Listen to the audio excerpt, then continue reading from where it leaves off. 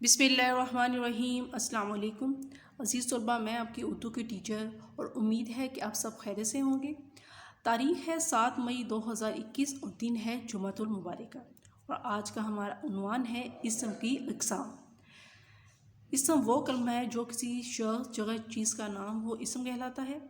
اسم کی اقسام دو طرح کی ہوتی ہیں، معنی و بناوٹ۔ پہلے ہم اسم کی اقسام بلحاظ معنی کریں گے۔ اسم کی اقسام بلحاظ معنی دو ہوتی ہیں، اسم نکرہ، اسم معرفہ۔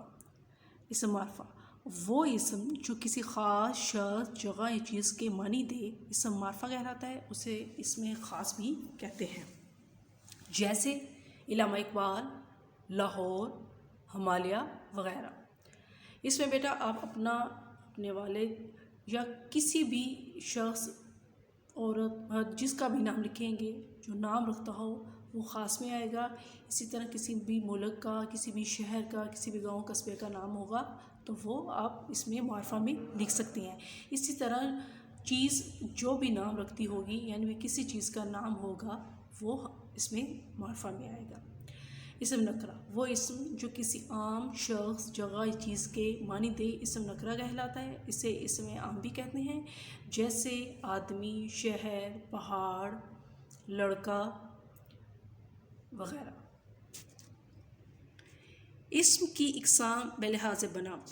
اسم کی اقسام بلحاظ بناوٹ تین ہوتی ہیں: اسم مصدر، اسم مشتق، اسم جامد۔ اسم مصدر وہ اسم جو خود تو کسی کلمے سے نہ بنا ہو مگر اس سے کئی الفاظ بنائے جا سکتے ہوں، اسم مصدر کہلاتا ہے۔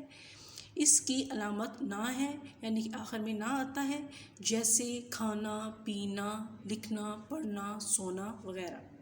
اسم مشتق وہ اسم جو کسی خاص قاعدے کے مطابق مصدر سے بنایا جائے، اسم مشتق کہلاتا ہے، جیسے کھیلنا سے کھلاڑی، دوڑنا سے دوڑ، لکھنا سے لکھنے والا وغیرہ۔